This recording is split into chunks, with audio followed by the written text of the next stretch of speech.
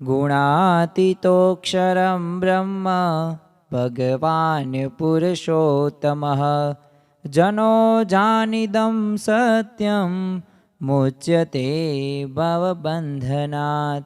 हे नाथ मुझने मतिशुद्ध देजो, हइये सदा सेवक भाव रहजो। छो शब्दो मारा पण आप आवीने कहजो, राजी थई अक्षर भाव देजो। राजी थई अक्षर भाव देजो। श्री स्वामिनारायण भगवाननी जय। अक्षर पुरुषोत्तम महाराजनी जय। गुणातीतानंद स्वामी महाराजनी जय।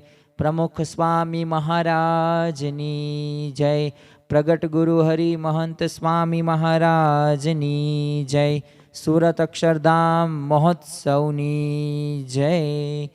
दरेक दिव्य हरिभक्तों ने जय स्वामी नारायण। आम तो भक्तो तो लाखों अने करोड़ों पण आ दुनियानी अंदर हशे, परंतु खरेखरा भक्त कोने कहेवाय? अने जो आपणे भगवान में विश्वास अने जो दृढ़ निष्ठा होय तो क्या हद सुधी भक्तो समर्पण करे छे। तो एनी गाथाओ आपणे अमुक भक्तोनी सांभळी हशे। आम तो श्रीजी महाराजना एवा ज संतो अने परमहंतो हता, परंतु साथे साथे एमना भक्तो पण सविशेष एक जोवा मळता हता। तो माळाना मणकानी अंदर जेमनुं नाम हतुं, जेमनुं स्थान हतुं तेवा भक्तराज पर्वतभाई, तेओ गाम अगतरायना हता। आम तो एमने सत्संगनो योग रामानंद स्वामीथी थयेलो, जे उद्धव संप्रदायनी स्थापना करेली रामानंद स्वामीए। एटले त्यारथी तेओ सत्संगी थया अने जे नियमो गुरुए आपेला ए नियमो पोतानुं जीवन पर्यंत सुधी तेओ पाळता। पण साथे साथे ज्यारे पण पर्वतभाईने ई श्रीहरिना दर्शन थया ने तो कंईक पूर्वना एवा मुक्त हता, तो एमने तत्काळ ई श्रीजी महाराजना ई स्वरूपने एमने निश्चय थई गयो। जो आम तो खरेखरा भक्तना त्रण जे लक्षणों छे श्रीजी महाराजे वचनामृतनी अंदर पण जणाव्या छे अने आपणामां सौ कोईमां होवा पड़े। एक पहेलुं छे नियम, बीजुं छे निश्चय अने त्रीजुं छे पक्ष। तो नियम धर्म प्रमाणे आपणुं वर्तन होवुं जोईए अने आपणा जे संप्रदायनी अंदर जे धर्मनी अंदर जे कहेवामां आव्युं छे आ नियमोनुं आपणे संशय रहित पालन करवुं आवश्यक छे। एटले के आपणा सत्पुरुष आखी गुणातीत गुरु परंपराए केवुं जीवन जीव्या अने आपणे वचनामृत अने स्वामीनी वातो अने शिक्षापत्री अने अत्यारे वर्तमान काळे सत्संग दीक्षा ग्रंथनी अंदर जे आपणने नियमो आपवामां आव्या छे आ नियमो प्रमाणे आपणुं जीवन होवुं खूब जरूरी छे। एटले आ नियम। बीजुं छे निश्चय, के आपणने जे भगवाननी प्राप्ति थई छे, जे आपणने भगवान मळ्या छे, जे आपणने गुणातीत गुरु परंपरा मळी छे अने अत्यारे सत्पुरुष मळ्या छे, जे आम तो सत्पुरुष थकी ज कल्याण छे, आवो सिद्धांत छे। आ एक वात साची छे। तो एक आ निश्चयनी वात छे। आमां गमे तेवो कोई व्यक्ति ई भ्रामक रीते तर्क वितर्क पण करे छतां आपणुं मन एमां फेर पड़वो पड़े नहीं। तो आ निश्चयनी वात छे। जेम कोई લીમડો होय अने एनी લીંબોળી आवे तो લીંબોળી तमने दे तो तमने एम के मने तो खबर छे के લીંબોળી, पण हूँ तमने शुं कहूं के आ छे ने सफरजन छे, सफरजन आ केरी छे, तो तमे शुं कहेशो? नहीं, आ सफरजन पण नथी, केरी पण नथी, आ तो तमारी हाथमां લીંબોળી छे जे લીમડાमां आवे छे। तो जो गमे तेवुं तमने कहेवामां आवे, गमे तेवी तमने भ्रामक वातो पण कहेवामां आवे, छतां पण तमारुं मन डगे नहीं। तो आ वात कई थई? निश्चयनी वात थई। निश्चय साथे साथे त्रीजुं अने अगत्यनुं पक्ष। पक्ष एटले केवो के आपणे आपणने जे सत्पुरुष मळ्या छे अने आपणने जे भगवान मळ्या छे, सर्वोपरि सर्वे अवतारना अवतारी परब्रह्म पुरुषोत्तम स्वामिनारायण भगवान, तो आ जे वात रही ने आमां आपणे पक्ष राखवानो छे। आपणा कोई भक्त होय के संतो होय के मंदिरो होय के शास्त्र होय एमां कोई शंका करे तो आपणे अवश्य आपणे एमनो साथ नथी आपवानो, परंतु एने जवाब आपवानो छे। आपणा शास्त्र थकी कोई आपणा श्रीमद भगवत पुराणनी अंदर आवे छे, अलग अलग प्रकारनी श्रीमद भगवत गीता कहेवाय, रामायण महाभारत, ए बधाय संदर्भो वेदोना संदर्भो लईने एने समजाववानुं छे के वात तमे जे तर्क करो छो ए तर्क अहींया आवती નથી. તો જો આવો નિયમ નિશ્ચયને પક્ષ પર્વતભાઈને હતો અને તેમને કેવું થઈ ગયું કે આ તો અક્ષરધામના અધિપતિ સાક્ષાત પરબ્રહ્મ પુરુષોત્તમ નારાયણ છે. તો જો આ કાંઈ નિશ્ચય નહોતો, પણ સાથે સાથે મહાત્મ જ્ઞાન યુક્ત નિશ્ચય હતો. આપણને નિશ્ચય હોય છે પણ મહાત્મા સાથે હોતો નથી, મહિમા સાથેનો હોતો નથી. એટલે આપણે ગમે ત્યારે આપણને વ્યવસ્થા સચવાય ન સચવાય, આપણું મન ધાર્યું થાય તો આપણને ગમે, ન થાય તો ન ગમે, સત્સંગમાંથી આપણે પાછા પડી જઈએ, કોઈક આપણને વઢે ટોકે સુધારવાનો પ્રયત્ન કરે તો આપણને ન ગમે.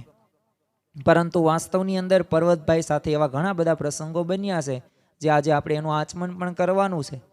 તો એ પ્રસંગો ઉપરથી આપણને ખ્યાલ આવે કે ખરેખર જે આ પર્વતભાઈ હતા, અને ઘણા બધા ભક્તો બીજા પણ છે, જીવા ખાચર, દાદા ખાચર, પરંતુ આજે સવિશેષ આપણે પર્વતભાઈની જ વાતો કરવાની છે.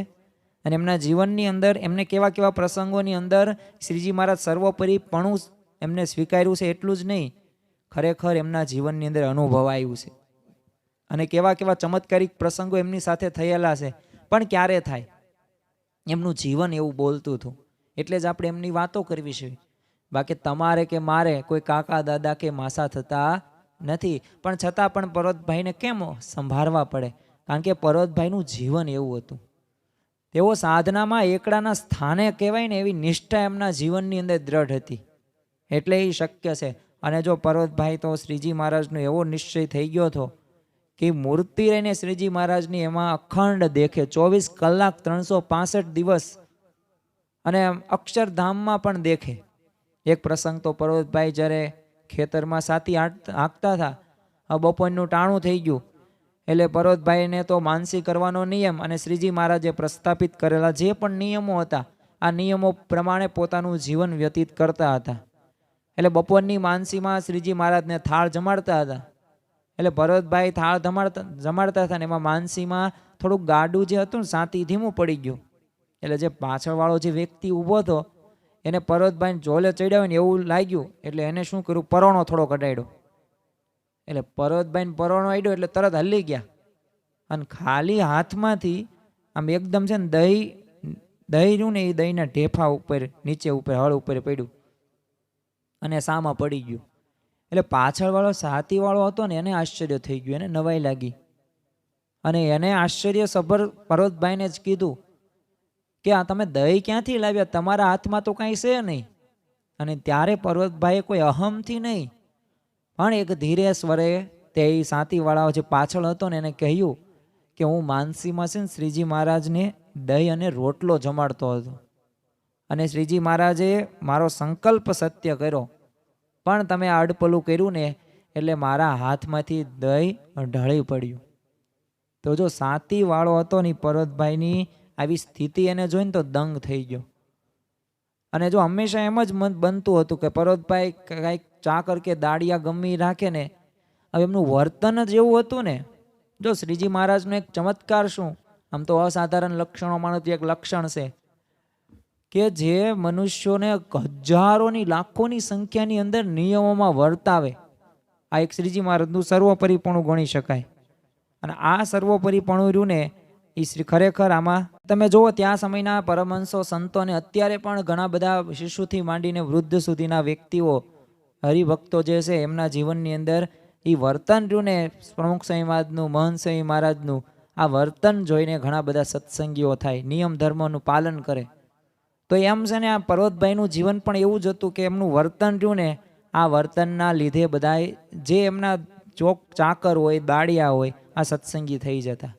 આ વાત એક હરિભક્તે ગઢડાવીને શ્રીજી મહારાજને કરીને ત્યારે શ્રીજી મહારાજે કાગળ લખીને મયારામ ભટ્ટને આપ્યો અને કહ્યું કે તમે પર્વતભાઈને પાસે તમે જજો.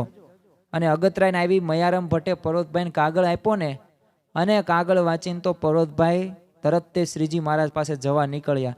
જો ભગવાનની અને સત્પુરુષની આજ્ઞા રહીને, આમ તો છે ને ધર્મનું શિક્ષાપત્રીને પણ મહારાજે કીધું છે કે ધર્મનું કામ રહ્યું ને એમાં વિચાર રહિત કાર્ય કરવું, એ તત્કાળ કરવું. શા માટે? કારણ કે એ ભગવાનનું કામ છે, એ ધાર્મિક કામ છે.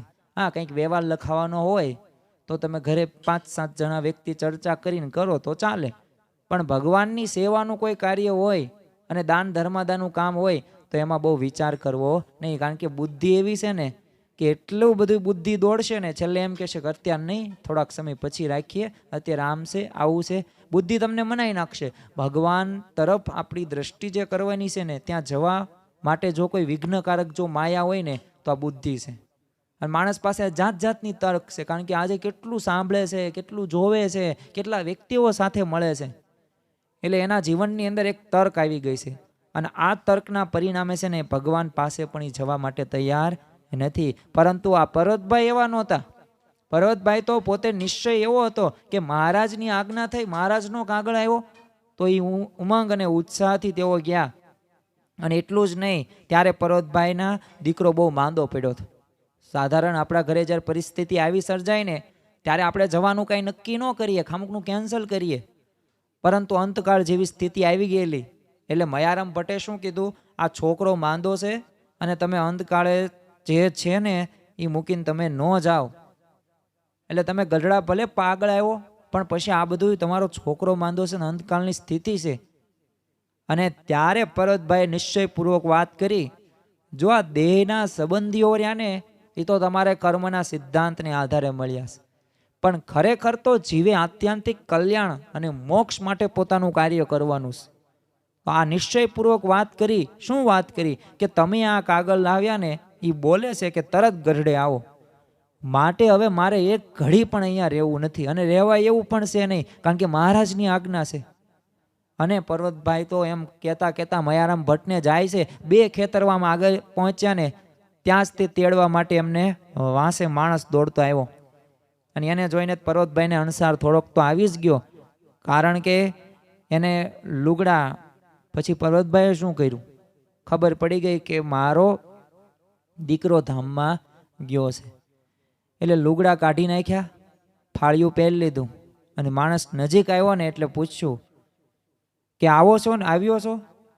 જો છોકરે દેહ મૂકી દીધો હોય ને તો તમે અગ્નિ સંસ્કાર કરી આવજો, હું હવે પાછો નહીં આવું. અને આવું કહીને ભરતભાઈ નાહી લીધું અને આગળ ચાલ્યા. માણસ તો નિરાશ થઈને જાય છે પાછો. પર્વતભાઈ તો તીવ્ર વેગે પોતે ગઢડે પહોંચ્યા અને શ્રીજી મહારાજને દંડવત પ્રણામ કરીને પગે લાગે છે અને બેસે છે. પરંતુ ભગવાન આગળ તો કાંઈ એમનામ છાનું માનું રાખી ન શકાય. અંતર્યામી પ્રભુએ તો બધું જાણી લીધું ને પર્વતભાઈને પૂછ્યું કે તમારો દીકરો માંદો હતો તે સુવાણ થઈ? અને પર્વતભાઈએ તો નમ્રતાથી મહારાજને કહ્યું કે મહારાજ તમારા ધામમાં ગયો છે એટલે બહુ સુવાણ થઈ ગઈ. જો આપણે ધન સંપત્તિ બૈરા છોકરાઓ સંબંધીઓ જાય ને તોય 10-12 દિવસ મહિનો, અમુક તો વર્ષો સુધી કકળાટ રાખે છે. એ જમતા નથી, 3 ટાઈમ સરખું, માંદા પડે, બાટલા ચડાવવા પડે. એટલું દુઃખ, એટલું રુદન એના જીવનની અંદર થઈ જાય છે. પરંતુ જો આપણે ભગવાનનો આશરો હોય અને જો નિશ્ચય હોય ને કે મારી સાથે જે પણ બને છે ને ભગવાન કરે છે, ભગવાન કરતા હરતા છે, અને થોડોક જો સાંખ્ય વિચાર હોય ને તો ખરેખર આપણા જીવનની અંદર છે ને આનંદ જ રહે અને સુખી જ રહેવાય, ગમે તેવી પરિસ્થિતિ ન સર્જાય. ત્યારે શ્રીજી મહારાજે પૂછ્યું કે દીકરો મર્યો તેનો તમને જરા પણ શોખ કે ખરખરો નથી થતો? જો મહારાજ પૂછે છે. અને ત્યારે પર્વતભાઈ શું કહે છે, ખાટલાનો પાયો ભાંગ્યો હોય ને તેનો ખરખરો કે શોખ કરવો પડે, કારણ કે સુથારની ગરજ પડે અને આ તો તમારા ધામમાં ગયો છે. વિચાર કરો કેવી એમને પ્રાપ્તિ થઈ, પ્રાપ્તિનો જો ખરેખર માણતા હતા. સતત એમને સાંખ્ય વિચાર હતો, સતત તેઓ આત્મવિચાર કરતા હતા, કરતા હરતા પણ હતું, તો જ આ શક્ય છે, બાકી આ થાય નહીં. અને સભાની અંદર મહારાજ તો આમ વિસ્મિત થઈ ગયા, અહોભાવમાં આવી ગયા, પણ બીજા બધા ભક્તો અને સંતો હતા ને એમને પણ અહોભાવ થઈ ગયો. તો આનું કારણ શું? આનું કારણ એક જ છે કે ભગવાન કરતા હરતા છે એવો નિશ્ચય હતો અને આ નિશ્ચયથી શક્ય બન્યું. તો જો આપણા જીવનની અંદર આપણે પણ ઘણા બધા ભક્તો તો હશું, પણ ખરેખર આવા પ્રસંગો જ્યારે દુઃખના બને ને ત્યારે આપણને થોડુંક દુઃખ લાગે છે, થોડુંક ભગવાનનું કર્તૃત્વ પણ મનાતું નથી. તો આપણે અવશ્ય એ ખાસ જેમ પર્વતભાઈના જીવનની અંદર જોવા મળ્યું એમ આપણે પણ જીવનમાં રાખવું જરૂરી છે. એક વખત શ્રીજી મહારાજ અગતરાય પધાર્યા અને પર્વતભાઈ તો શ્રી હરિ અને સંતો ભક્તોને કહ્યું, વિનંતી કરી કે ચાલો વાડીએ જઈએ. અને બધાને વાડીએ તેડી ગયા. હવે ખેતરની અંદર તો શેરડી હિલોળે લેતી હતી ને એવી સરસ મજાનો વાઢ તૈયાર થઈ ગયેલો હતો. અને પર્વતભાઈ તો આમ સારા સારા સાંઠા ગોતે અને સુધારે અને શ્રીજી મહારાજના ફાળિયાની અંદર શેરડીના માંદળિયા મૂકે. એટલે શ્રીજી મહારાજ તો પ્રેમથી જમે અને ખોબો ભરીને પર્વતભાઈ એમને આપે. પછી પર્વતભાઈએ કીધું કે આ સ્વામી સામાન્ય રીતના કોઈ પણ જ્યારે આપણે જમતા હોઈએ ત્યારે ભગવાન અને સંત કેવા દયાળુ કૃપાવાન છે કે આપણને પણ જમવાનું કે. એટલે પર્વતભાઈએ કીધું કે મારે તો છે ને નિયમ છે કે મારા ઈષ્ટદેવ જમે ને પછી જ જમાય.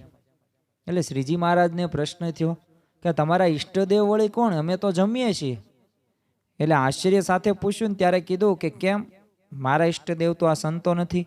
આપની ઓળખાણ એમને તો કરાવી. એટલે સંતો જમે ને પછી જ મારાથી જમાય. કારણ કે મહારાજે ત્યારે ખટરસના નિયમો આપ્યા હતા.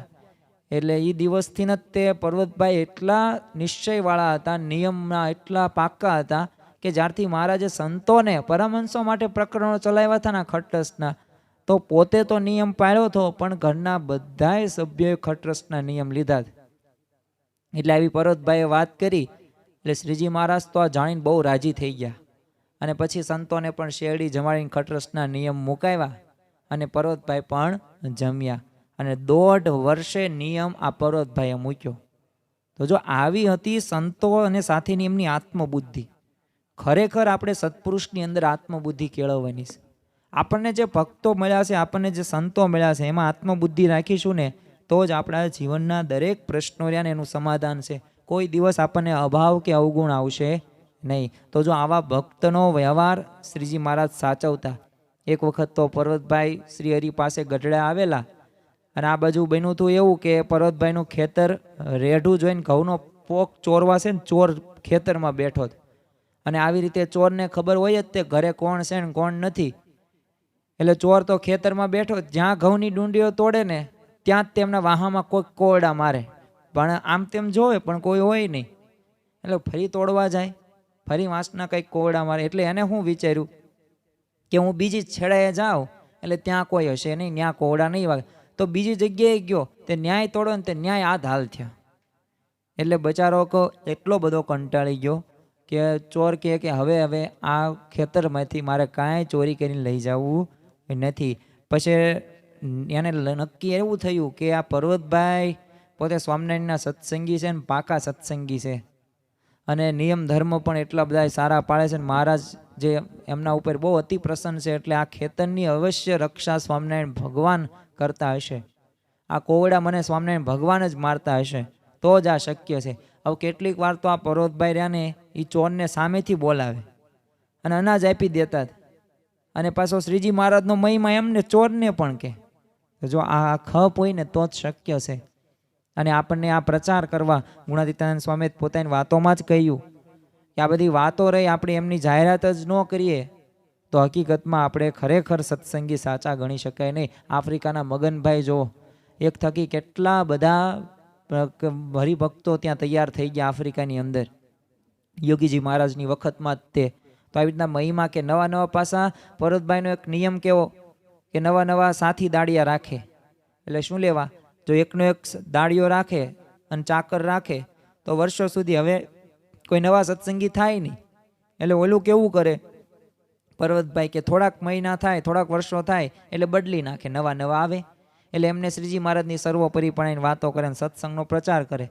પાછું કેવું કે જે રેગ્યુલર જે સમય હોય ને એમાંથી દાડિયાને 1 કલાક નિરાંતે આરામ કરવા બેહરાવે અને એમાં વાતું સાંભળવાની. એટલે જેને બેસવું હોય ને તો એને વાતું સાંભળવાની, તો તમને એમાંથી કોઈ પણ કામકાજમાં મુક્તિ મળે. તો એવી રીતે પર્વતભાઈ અનન્ય ભાવ સાથે બધાને વાતું કરતા અને સત્સંગી પણ ઘણા બધાને કરેલા. એક વખત તો દાદા ખાચરનો ગોલો થોડો માંદો પડ્યો એટલે સભામાં જે આવે ને શ્રીજી મહારાજ એક પ્રશ્ન પૂછે. ગોલો એટલે કે નોકર, એની દેખરેખ સાર સંભાળ વાળો. એટલે શ્રીજી મહારાજ પ્રશ્ન પૂછે જે સભામાં આવે ને કે તમે દાદા ખાચરના ગોલા થશો, તમે દાદા ખાચરના ગોલા થશો. પણ જે આવે ને એ બધા ના જ પાડે. એટલે કાઠી દરબારોએ શું કીધું, અમારે તો ઘેર માણેક્યું પૂછડા ઝાંટકે છે અને અમે શીત ગોલા થઈએ, એટલે અમે કાંઈ ગોલા થઈએ નહીં. પણ શ્રીજી મહારાજને ત્યારે પર્વતભાઈ યાદ આવ્યા અને પર્વતભાઈ જ્યાં સભામાં પ્રવેશ કર્યો ને મહારાજે પ્રશ્ન પૂછ્યો, જ્યાં પગે લાગીને તરત તે કે શ્રીજી મહારાજે કહ્યું કે તમે દાદા ખાચરના ગોલા થશો? એટલે પર્વતભાઈએ તો આમ બે હાથ જોડીને થોડા કંઈ ખચકાયા નહીં અને આનંદથી શું કીધું, હા મહારાજ હું થઈશ. મહારાજ અમે બૈરી છોકરાના ગોલા તો છીએ જ છે, પણ આ ભગવાનના ભક્તના ગોલા થવામાં અમારો મોટા ભાગ કહેવાય, એટલે તમે કહો એમ. તો જો આવી રીતે શ્રીજી મહારાજ પ્રત્યેની એ નિષ્ઠા હતી, નિશ્ચય પણ હતો અને આદર સત્કાર ભાવ પણ એવો જોવા મળતો. દરેક આજ્ઞાનું તેઓ પાલન કરતા. જો ભગવાન અને સંત ક્યારે રાજી થાય? તો ભગવાન અને સંત ત્યારે જ રાજી થાય કે આપણા જીવનની અંદર એવી આજ્ઞાનું સવિશેષ બળ હોય. ભગવાન એમાંથી જ રાજી થાય છે. બાકી તમે ગમે એટલો દાન કરો, ધર્માદો કરો, વાત સાચી, ભગવાન તમારું અનંત ગણું કરીને આપશે પણ ખરી, પરંતુ એમની જો આજ્ઞામાં તમે વર્તશો ને તો એ ભગવાન અને સંતને અતિશય પ્રિય છે. અને આ અતિશય પ્રિય હોય એ કાર્ય કરવામાં આપણે વિચાર કરવો જોઈએ નહીં. તો જો આવી રીતે પર્વતભાઈના જીવનની અંદર છે ને દરેક આજ્ઞા અને નિયમોનું એક પાલન થતું જોવા મળતું. તો આ ખરેખર ભક્ત ગણી શકાય. એક વખત તો સૌની પરીક્ષા કરતા શ્રીજી મહારાજે પૂછ્યું કે ઢોલિયાના સત્સંગી હોય ને એ અમારી પાસે બેસો, અને સત્સંગીના પણ સત્સંગી હોય ને એ તમે પાછળ બેસો. આ પ્રશ્ન જ્યારે આપણને પૂછવામાં આવે કે ઢોલિયાના સત્સંગી એટલે શું, ઢોલિયા આગળ, અહીંયા આગળ બેસ્યો, મહારાજ આગળ, મહંસોઈમાં જ આગળ બેસવાનું કે તમને, તો તમે ક્યાં બેસો? તો જો આપણને તરત તે જવાબ આવી જ જાય, આમાં કંઈ વિચારવાનું ન હોય કે મહંસોઈ મહારાજ તમારી પાસે જ બેસવાનું હોય ને, પાછળ શું લેવા બેસવાનું હોય? ભગવાન સાક્ષાત આમ તો હાજર જ છે શ્રીજી મહારાજ, અંતર્યામી પણ આપણા હૃદયની અંદર બેઠેલા જ છે, પરંતુ ચાલો આપણને એવું મનાય નહીં, પણ એમ માન્ય સામે આમ સાક્ષાત વિરાજમાન થાય તો એક ચમત્કાર થાય તો તમે ક્યાં બેસો? મહારાજ પડખે જ હોય ને, સ્વાભાવિક છે. તો આવો પ્રશ્ન સભામાં પૂછ્યો એટલે બધાએ શું કર્યું, બધાએ તે મહારાજના ઢોલિયા આગળ આવી ગયા. એટલે એમાં એકલા એક પર્વતભાઈ વધ્યા અને એ છે ને પાછળ બેઠેલા. એટલે સૌને થયું કે આ પર્વતભાઈને કંઈ સમજાણું નહીં હોય. એટલે શ્રીજી મહારાજ તો એટલામાં જ તે છે ને એ ઢોલિયામાંથી ઊભા થઈને તે શ્રીજી મહારાજ ત્યાંથી દૂર થઈને પર્વતભાઈ પાસે બેઠા, અને સામે બાજુ બધા ઢોલિયા આગળ બેઠેલા, પણ ત્યાં મહારાજ નહીં. ત્યારે બધાને સમજાયું કે શ્રીજી મહારાજનો ખરો રાજીપો છે ને આ ભક્તમાં ભક્ત થવામાં જ છે. બાકી ભગવાનના ભક્ત થવું ને એ બધાને ગમે, પણ જે ભગવાનના ભક્ત થવું ને એ જ દાસત્વ ભક્તિનું એક અગત્યનું લક્ષણ છે. આ દાસ ભાવ દર્શાવ્યો ગણી શકાય. તો આવું આપણે ભગવાનના ભક્ત થવું બધા સેવી જ તે, પણ ભગવાનના જે ભક્ત છે એનું તે ભક્ત થવું ને એ મહત્વનો મુદ્દો શ્રીજી મહારાજે આ પ્રસંગ ઉપરથી જણાવ્યો. શ્રીજી મહારાજના એ પ્રત્યક્ષ સમાગમનો ખપ પણ એટલો બધો પર્વતભાઈને જબરો હતો. એક વખત તો ખેતરમાં જ્યારે વાડ બાંધવા જરડું કાપતા હતા ને ત્યાં જ તે કુહાડો છટકીને એમના પગ ઉપર પડ્યો. હવે એમને ભગવાનની દયા જોડા પહેરેલા એટલે જોડાનો જે આગળનો ભાગ હતો ને એ કપાઈ ગયો, પણ પગ બચી ગયો. પડે પડે શ્રીજી મહારાજનું એમને અનુસંધાન હતું. એટલે પર્વતભાઈને તરત વિચાર આવ્યો, જો આપણે પૈસા ગણતા હોય ને ત્યારે કેવા પૈસામાં કેટલા આપણે તલ્લીન થઈ જઈએ છીએ. તમને મેં કોઈનું હીરો આપ્યો હોય અને ખીચામાં તેમ મૂકો, તમારી પાસે તમે ટ્રેનમાં મુસાફરી કરતા હોય, તમે જમતા હોય, તમે ખાતા હોય, પીતા હોય, કોઈકની સાથે વાતું કરતા હોય, ફોન ઘુમડતા હોય, પણ તમારું ધ્યાન ક્યાં હોય? સતત કોઈનું હીરામાં. કેમ? કારણ કે એ હીરો એટલો કિંમતી છે. ભલે વાત બીજા સાથે કરો પણ મન ક્યાં હોય? કોઈનું હીરામાં. તો જો માણસ ધારે ને તો થઈ તો શકે જ તે. ભગવાનમાં પણ 24 કલાક અનુસંધાન રાખી શકે છે. ભગવાન સાથે એ અનન્ય ભાવ સાથે જોડાઈ શકે છે. એ માનસીમાં પણ ભગવાનનું સંભાળી શકે છે. પણ આપણે જો યાદ નથી કરતા ને તો આ શક્ય નથી. એમ પર્વતભાઈ પણ અનુસંધાન હતું એટલે વિચાર કેવો આવ્યો કે આ જો કુહાડો પગમાં વાગ્યો હોત ને 6 મહિનાનો ખાટલો થાત, અને શ્રીજી મહારાજે મને આ દુઃખમાંથી ઉગાડી લીધો, એટલે હવે મારે છે ને અહીંયા ખેતરમાં કે અહીંયા કોઈ ઘરમાં બૈરા છોકરાઓનું કાંઈ ધ્યાન રખાય નહીં. મારે ગઢડે જવાય અને શ્રીજી મહારાજનો સમાગમ કરાય. કેવી ઉચ્ચ સમજણ કહેવાય. જો વ્યક્તિના સત્સંગીના જીવનની અંદર આ સમજણ જ અગત્યની છે. સમજણથી જ સુખી છે. અને ગઢડે જઈને પર્વતભાઈને શ્રીજી મહારાજનો સમાગમ કર્યો અને શ્રીજી મહારાજ રાજી પણ થઈ ગયા. એક વખત તો પર્વતભાઈ એમના પત્ની છે ને બંને ગઢડે શ્રીજી મહારાજના દર્શન કરવા માટે ગયેલા. એટલે પર્વતભાઈ તો શ્રીજી મહારાજ પાસે બેસીને રહે ને કથા વાર્તા સાંભળે ને દર્શન કરે ને એટલે આ જોઈને છે ને શ્રીજી મહારાજે મયારામ ભટ્ટને કહ્યું કે આ પર્વતભાઈના ઘરનાને પૂછો કે પર્વતભાઈ ક્યાં જમે છે. ત્યારે તેમના ઘરનાએ કહ્યું કે અહીં તો જમતા નથી, એ તો શ્રીજી મહારાજની પ્રસાદી જમતા હશે. એટલે મયારામ ભટ્ટે આવીને આ જ પ્રમાણે બધી શ્રીજી મહારાજને વાત કરી. એટલે શ્રીજી મહારાજને કહ્યું કે અહીં તો નથી જમતા. એટલે શ્રીજી મહારાજે પર્વતભાઈને ત્યારે પૂછ્યું, જો આ ભક્ત કેવા કહેવાય, વ્યવસ્થા સચવાય કે ન સચવાય, જમવાનું મળે કે ન મળે, પણ આપણો હેતુ શું છે, આપણો ધ્યેય શું છે, આ ધ્યેય એમને વિઝન ક્લિયર હોય છે કે આપણો ધ્યેય તો આત્યંતિક કલ્યાણ કરવાનું છે.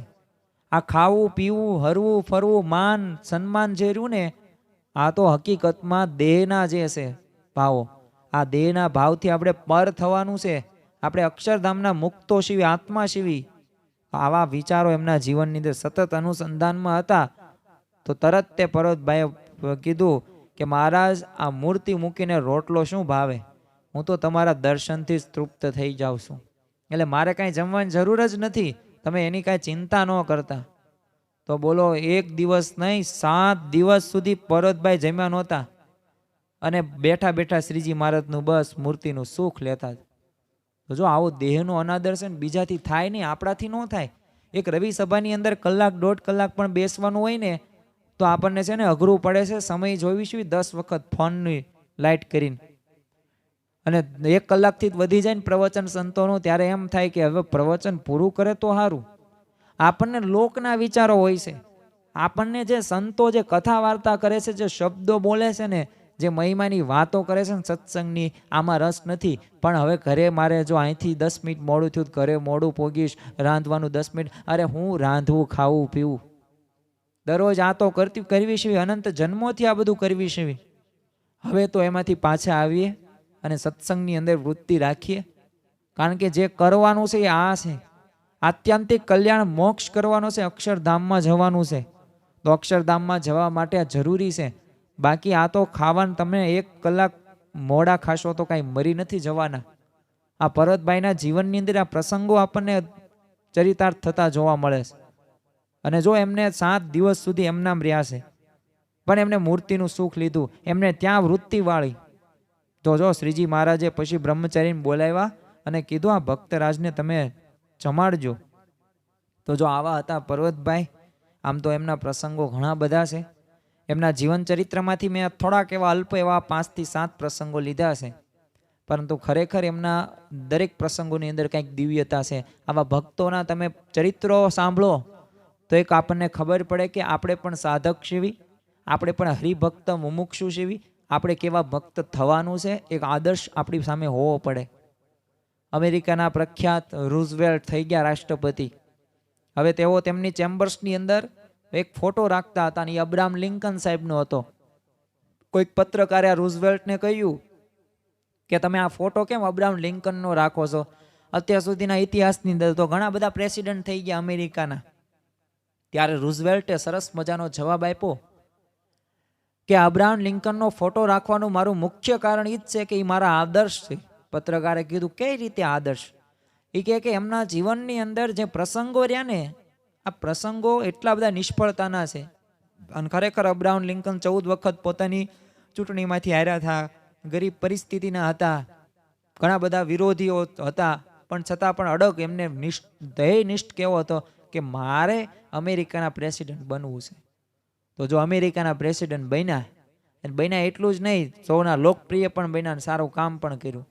તો રૂઝવેલ્ટે જણાવ્યું કે એમને જે નિષ્ફળતા મળી છે, નિષ્ફળતામાં કેવી રીતે અબ્રાહમ લિંકન સાહેબ વર્ત્યા છે ને, તો મારે એવી પરિસ્થિતિ તો બનવાની જ છે. તો એમનામાંથી પ્રેરણા લઉં છું. તો જો આદર્શ આપણી સામે હોય ને તો આપણે ક્યાં પહોંચવું છે એ ખ્યાલ રહે.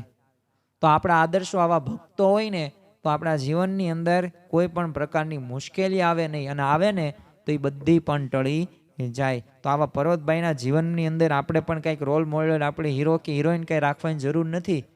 એ તો બોલે કાંઈ ને કરે કાંઈ, દેખાડે કાંઈ ને બીજું કરતા હોય કાંઈ, પરંતુ આ તો આવા ભગવાનના ભક્તો છે. આવા ભક્તો સામે આપણે દ્રષ્ટિ કરીએ તો અવશ્ય આપણે સાધનામાંથી સાક્ષાત્કાર સુધી પહોંચી જઈએ. શ્રીજી મહારાજ જો એમનું હંમેશા રટણ કરતા, એટલે શ્રીજી મહારાજે બ્રહ્માનંદ સ્વામી, મુક્તાનંદ સ્વામીને કહ્યું હતું કે અમારા જે ખરેખરા સત્સંગીતો છે ને, પર્વતભાઈ ને ગોરધનભાઈ આદિક છે. કારણ કે પોતાના આત્માને અક્ષરરૂપ માનીને ત્રણેય અવસ્થાની અંદર અમને નિરંતર દેખે છે. તો જો આપણાથી પણ આ શક્ય છે. પર્વતભાઈ જન્મથી જ કાંઈ નહોતા દેખતા. આ પૂર્વના સંસ્કાર, તો આપણા પૂર્વના સંસ્કારો ક્યાં મોડા છે? આપણને આજે સત્સંગનો યોગ થયો અને આપણને જે આવા ભગવાન અને સંતની પ્રાપ્તિ થઈ. આપણે યોગ સારો જ છે, પણ આપણે યોગની અંદર વ્યવસ્થિત રીતે જે કરવાનું છે એ કરીએ, ન કરવાનું એ સાઈડમાં કરીએ, તો જીવનની અંદર આગળ વધશું. તો જેમ મહંત સ્વામી મહારાજ આપણને જણાવે છે, આપણે આત્મા રૂપે વર્તવાનું છે. પ્રમુખ સ્વામી મહારાજ હોય કે ગુણાતીત ગુરુ પરંપરા હોય, તો જેમ પર્વતભાઈ પોતાના જીવનની અંદર આત્મા રૂપે વર્ત્યા છે, અક્ષરરૂપ માન્યું છે, એવી રીતે આપણે પણ માનીએ. એ જ આજના દિવસે મહારાજ સ્વામીના ચરણોમાં પ્રાર્થના. શ્રી સ્વામિનારાયણ ભગવાનની જય.